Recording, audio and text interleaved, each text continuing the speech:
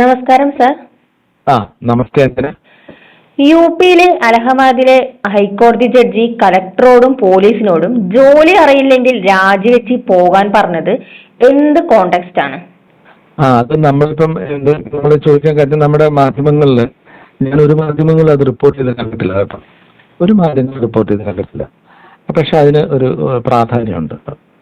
അതായത് പണി ചെയ്യാൻ അറിയില്ലെങ്കിൽ രാജിവെച്ച് പുറത്തു പോവുകയോ സ്ഥലം മാറ്റം വാങ്ങി പോവുകയോ വേണമെന്ന്, അങ്ങനെയാണ് അതിന്റെ കൊട്ടേഷൻ. യു.പിയിലെ സംഭാൽ ജില്ലയിലാണ് കേട്ടോ. സംഭാൽ ജില്ലയിലെ കളക്ടറോടും പോലീസ് സൂപ്രണ്ടോടും അലഹബാദ് ഹൈക്കോടതി ആവശ്യപ്പെട്ടു. ഒരു 3-4 ദിവസത്തിന് മുമ്പാണ്. റംസാൻ മാസത്തിൽ നിസ്കരിക്കാനായി മുസ്ലിങ്ങൾ പള്ളിയിലെത്തിയാൽ ലാ ആൻഡ് ഓർഡർ പ്രശ്നങ്ങൾ ഉണ്ടാകുമെന്ന് പറഞ്ഞ ജില്ലാ കളക്ടറോടും പോലീസ് സൂപ്രണ്ടിനോടുമാണ് കോടതി രാജിവെച്ച് പോകാൻ പറഞ്ഞത്. മുനാസിർ ഖാൻ എന്ന വ്യക്തി കൊടുത്ത പരാതി കേൾക്കവെയാണ് അലഹബാദിലെ 2 അംഗ ബെഞ്ച് ജില്ലാ കളക്ടറെയും പോലീസ് സൂപ്രണ്ടിനെയും ശാസിച്ചതും രാജിവെച്ച് പോകാൻ ആവശ്യപ്പെട്ടു. ഏറെ നാളായി സംഭാൽ ജില്ലയിൽ തുടർന്നു വരുന്ന മുസ്ലിം വിരുദ്ധ നീക്കങ്ങളുടെ പശ്ചാത്തലത്തിൽ വേണം മുനാസിർ ഖാൻ കൊടുത്ത പരാതി കാണാൻ. റംസാൻ നിസ്കാരത്തിനായി 20 പേരിൽ കൂടുതൽ പള്ളിയിലെത്തിയാൽ എത്താൻ പാടില്ല എന്നൊരു ഉത്തരവ് ജില്ലാ ഭരണകൂടം പുറപ്പെടുവിച്ചു. 20 പേരിൽ കൂടുതൽ മുസ്ലിങ്ങൾ ഒന്നിച്ചു കൂടിയാൽ ലാൻഡ് ഓർഡർ പ്രശ്നം ഉണ്ടാകുമെന്ന് കാണിച്ചാണ് ഉത്തരവിറക്കിയത്. അപ്പൊ നമ്മൾ വേറൊരു കാര്യം കേൾക്കണം. 2025 ജനുവരി 13 മുതൽ 45 ദിവസം നീണ്ടുന്ന കുംഭമേള നടന്ന സ്ഥലമാണ് ഉത്തർപ്രദേശ്. അലഹബാദിൽ നടന്ന മേളയിൽ 66 കോടി ജനങ്ങൾ വന്നു എന്നാണ് ഔദ്യോഗിക കണക്ക്. ആ കണക്ക് പിഴപ്പിച്ച കണക്കാണ് എന്നത് കോമൺ സെൻസ് ഉള്ള ആർക്കും മനസ്സിലാകും. കാരണം ഇന്ത്യയിൽ ആകെ ജനസംഖ്യ 146 കോടിയാണ്. അതിൽ 100 കോടിയോളം പേർ ഹിന്ദുക്കളാണ്.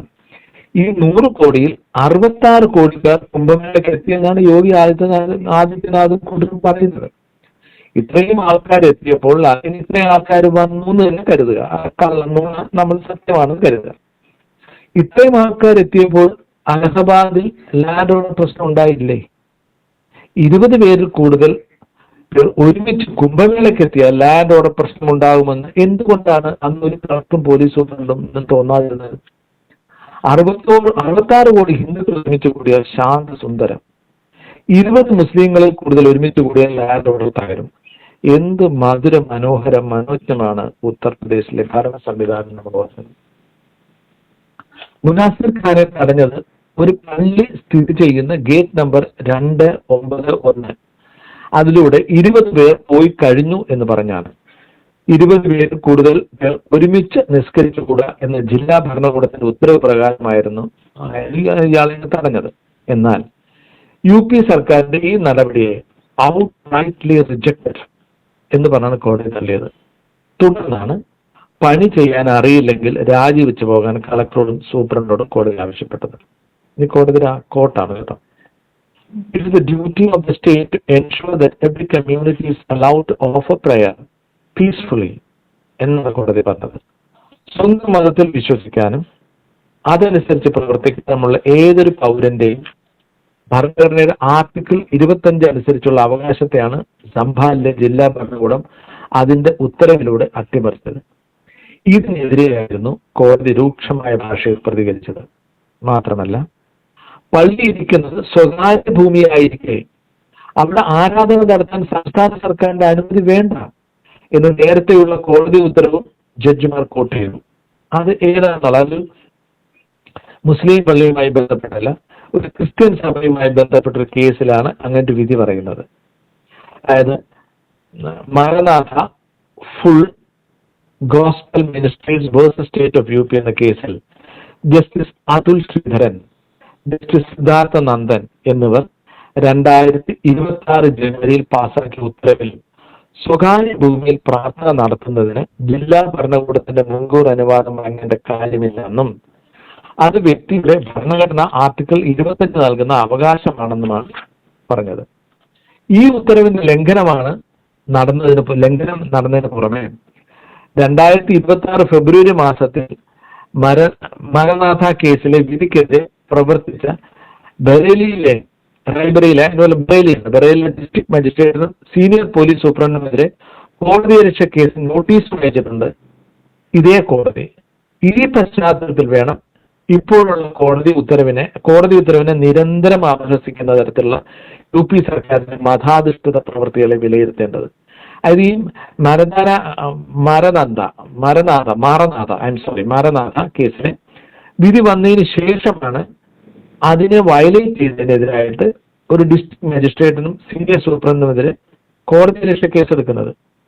ഇതൊക്കെ ജനുവരിയിൽ വന്ന വിധിന്യായത്തിന് ശേഷമാണ്, ഈ 1.5 മാസത്തിന് ശേഷമാണ് ഇതൊക്കെ നടക്കുന്നത്. ഇതിന്റെയൊക്കെ പശ്ചാത്തലത്തിൽ വേണം നമ്മൾ ഈ ആക്ഷനെ കാണേണ്ട. അവിടുത്തെ ഡിസ്ട്രിക്ട് അഡ്മിനിസ്ട്രേഷൻ ജില്ലാ കളക്ടറോടും പോലീസ് സൂപ്രണ്ടോടും രാജിവെച്ച് പോകാൻ കോടതി പറഞ്ഞതിന്റെ 2-3 ദിവസങ്ങൾക്ക് മുമ്പ് ഹസീൻ ഖാൻ എന്ന ഒരു മുസ്ലിമിന് പോലീസ് പ്രൊട്ടക്ഷൻ കൊടുത്തുകൊണ്ട് ഇതേ കോടതി ഉത്തരവിട്ടിരുന്നു.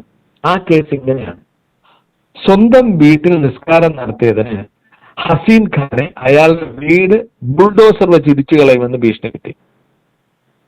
സ്വന്തം വീട്ടിൽ വെച്ച് പ്രാർത്ഥന നടത്തുന്നതിൽ നിന്ന് പോലീസ് ഹസീൻ ഖാനെ തടഞ്ഞു. പോലീസ് അയാളെ പിടിച്ചുകൊണ്ടുപോയി പിഴ അടപ്പിച്ചു.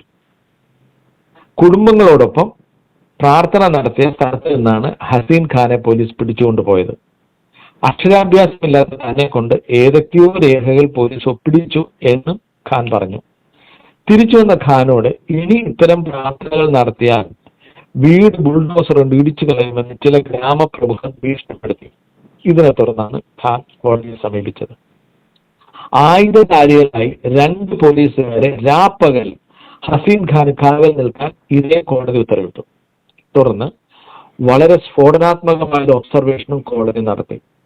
Quote, any incident of violence that afflicts Hazeen Khan's person or his property shall be prima facie understood to have at the instance of the state. അതായത് ഹസീൻ ഖാന്റെ വസ്തുവിനോ അയാൾക്കോ ഉണ്ടാകുന്ന ഏത് ഡാമേജിനും സ്റ്റേറ്റ് ആണ് പ്രൈമ ഫേസി പ്രഥമ ദൃഷ്ടിയാൽ കാരണക്കാരൻ എന്ന് കോടതി കരുതും എന്നാണ് കോടതി പറഞ്ഞത്. അത്രയും ഷാർപ്പായിട്ടാണ് പറഞ്ഞത്. ഈ വിധിന്യായം എഴുതിയ അതുൽ ശ്രീധരൻ ജഡ്ജിമാരിൽ ഒരാളാണ്. പുള്ളി ഒരു ന്യൂസ് ഉണ്ടാക്കിയിരുന്നു. പുള്ളിക്ക് ഒരു ന്യൂസ് ഉണ്ടായിരുന്നു. നമ്മൾ അതും നമ്മുടെ മാധ്യമങ്ങൾ റിപ്പോർട്ട് ചെയ്തിരിക്കാൻ സാധ്യതയില്ല. പുള്ളി സമീപകാലത്താണ് മധ്യപ്രദേശിൽ നിന്ന് UP ട്രാൻസ്ഫർ ചെയ്തത്, ഒരു 5-6 മാസത്തിനിടയ്ക്ക്. അതിന്റെ പിന്നിൽ ഈ ജഡ്ജി എത്ര ധീരമായ ഒരു തീരുമാനമുണ്ട്. അതുൽ ശ്രീധരൻ മധ്യപ്രദേശ് ജഡ്ജിയായിരിക്കെയാണ് അയാളെ ഛത്തീസ്ഗഡിലേക്കും എന്നാൽ ഗവൺമെന്റ് നിർദ്ദേശത്തെ തുടർന്ന് അലഹബാദിലേക്കും സ്ഥലം മാറ്റിയത്. അതുൽ ശ്രീധരൻ യഥാർത്ഥത്തിൽ ആവശ്യപ്പെട്ടത് പുള്ളിയെ JNKയിലേക്ക് ട്രാൻസ്ഫർ ചെയ്യുന്നതാണ്, ജമ്മു കാശ്മീരിലെ. കാരണം പുള്ളിയുടെ കുട്ടികൾ അവിടെ പഠിക്കുന്നുണ്ട്. അപ്പൊ അതുകൊണ്ട് ട്രാൻസ്ഫർ ചോദിച്ചു. പക്ഷെ പുള്ളിക്ക് ട്രാൻസ്ഫർ കൊടുത്തത് ഛത്തീസ്ഗഡിലേക്കാണ്. ഛത്തീസ്ഗഡിൽ 2 മാസം കഴിഞ്ഞപ്പോൾ അവിടുന്ന് ഗവൺമെന്റ് നിർദ്ദേശത്തെ തുടർന്ന് അലഹബാദിലേക്ക് സ്ഥലം മാറ്റി. അങ്ങനെയാണ് മധ്യപ്രദേശിലെ ചീഫ് ജസ്റ്റിസ് റിട്ടയർ ചെയ്യുമ്പോൾ മധ്യപ്രദേശ് ഹൈക്കോടതിയിലെ കൊളീജിയത്തിന്റെ മെമ്പർ ആകുമായിരുന്നു സീനിയർ ജഡ്ജിയായ അതുൽ ശ്രീധരൻ. അത് തടയുക എന്നുള്ളതായിരുന്നു ഗവൺമെന്റ് ഉദ്ദേശം. പക്ഷെ അത് തടഞ്ഞുകൊണ്ട് അയാളെ ഛത്തീസ്ഗഡിലേക്ക് ട്രാൻസ്ഫർ ചെയ്തപ്പോൾ അവിടെയും അതുൽ ശ്രീധരൻ ഹൈക്കോടതി കൊളീജിയത്തിലെ അംഗമാകും എന്ന് കണ്ടപ്പോൾ 2 മാസത്തിനുള്ളിൽ തന്നെ കേന്ദ്ര ഗവൺമെന്റ് ആവശ്യപ്രകാരം അയാളെ അലഹബാദ് ഹൈക്കോടതിയിലേക്ക് ട്രാൻസ്ഫർ ചെയ്തു. സീനിയോറിറ്റി നോക്കിയാൽ അതുൽ ശ്രീധരൻ അലഹബാദ് ഹൈക്കോടതിയിൽ 8ാമനാണ്. 2028 റിട്ടയർ ചെയ്യുന്നതുവരെ അതുൽ ശ്രീധരൻ അലഹബാദ് ഹൈക്കോടതി കൊളീജിയത്തിലെ അംഗമാകില്ല. അപ്പൊ അതുൽ ശ്രീധരനെ ഏതെങ്കിലും ഹൈക്കോടതിയിലെ കൊളീജിയത്തിലെ അംഗമാകുന്നതിൽ നിന്ന് തടയാൻ വേണ്ടിയിട്ടാണ് ഗവൺമെന്റ് നേരിട്ട് ഇടപെടുന്നതും സുപ്രീം കോടതിയൊക്കെ ഇതിന് അനുമതി കൊടുക്കുന്നത്. എന്തുകൊണ്ട് കൊളീജിയമാണ് ജഡ്ജിമാരെ ശുപാർശ ചെയ്യുന്നത്, ട്രാൻസ്ഫർ നിർദ്ദേശിക്കുന്നത്. ആ റോളിൽ ജസ്റ്റിസ് അതുൽ ശ്രീധരൻ വരാൻ പാടില്ല എന്നുള്ളതാണ് കേന്ദ്ര ഗവൺമെന്റ് തീരുമാനം. എന്തുകൊണ്ടാണ് മോദി സർക്കാരിന് അതുൽ ശ്രീധരനോട് ഇത്ര വിദ്വേഷം? അതിന് കാരണമുണ്ട്. ഓപ്പറേഷൻ സിന്ദൂറിന് ശേഷം അതിന്റെ ഒഫീഷ്യൽ ബ്രീഫിംഗ് നടത്തിയത് കേണൽ സോഫിയ ഖുറേഷി എന്ന വനിതയായിരുന്നു. ഇന്ത്യൻ മിലിറ്ററിയുടെ കേണലാണ് കേട്ടോ, ആർമിയുടെ. ആ പ്രസ് ബ്രീഫിങ്ങിനെ കുറിച്ച് മധ്യപ്രദേശ് BJP സർക്കാരിലെ മന്ത്രിയായ കൻവർ വിജയ് ഷാ പറഞ്ഞ കമന്റുകൾ വിവാദമായിരുന്നു. തീവ്രവാദികളുടെ സഹോദരി എന്നും ആ മതവിഭാഗത്തിൽ നിന്നൊരാൾ എന്നുമാണ് ഇന്ത്യൻ ആർമി കേണലായ സോഫിയ ഖുറേഷിയെ BJP മന്ത്രി വിശേഷിപ്പിച്ചത്. അത് അവര് മുസ്ലിം ആയതുകൊണ്ട് അവർ തീവ്രവാദികളുടെ സഹോദരി എന്നാണ് ഒരു മന്ത്രി പറയുന്നത്. ഈ പരാമർശത്തിനെതിരെ ജസ്റ്റിസ് അതുൽ ശ്രീധരന്റെ നേതൃത്വത്തിലുള്ള മധ്യപ്രദേശ് ഹൈക്കോടതി ബെഞ്ച് സ്വമേധയാ കേസെടുത്തു. രണ്ട് മതവിഭാഗങ്ങൾ തമ്മിൽ വൈര്യമുണ്ടാക്കുന്ന സ്റ്റേറ്റ്മെന്റ് ആണെന്ന് പറഞ്ഞിട്ടാണ് അത് അന്ന് പ്രഥമദൃഷ്ടിയാൽ വ്യക്തമാകുന്നു എന്ന് പറഞ്ഞ കോടതി മന്ത്രിക്കെതിരെ കേസെടുക്കാൻ പോലീസിനോട് നിർദ്ദേശിച്ചു, FIR ഇടാൻ ആവശ്യപ്പെട്ടു. അതിന്റെ പകയാണ് 2 മാസത്തിനുള്ളിൽ 2 ട്രാൻസ്ഫറും റിട്ടയർ ചെയ്യുന്ന ഒരു ഹൈക്കോടതി കൊളീജിയത്തിലെ അംഗമാകാനുള്ള സാധ്യതയും തടഞ്ഞുകൊണ്ട് മോദി സർക്കാർ വിചിത്രമായി തീരുമാനമെടുത്തത്. പക്ഷെ ഇതൊന്നും ജസ്റ്റിസ് അതുൽ ശ്രീധരൻ തളർത്തിയിട്ടില്ല എന്ന് വേണം ഒന്നിനു പുറകെ ഒന്നായി UPയിലെ ആദിത്യനാഥ് സർക്കാരിനെ പ്രതിക്കൂട്ടിലാക്കുന്ന വിധികൾ വായിക്കുമ്പോൾ കരുതാൻ. ഹീസ് എലൈവ് ആൻഡ് കിക്കിംഗ് എന്ന ഫ്രേസ് ഇവിടെ പ്രസക്തമാണ്.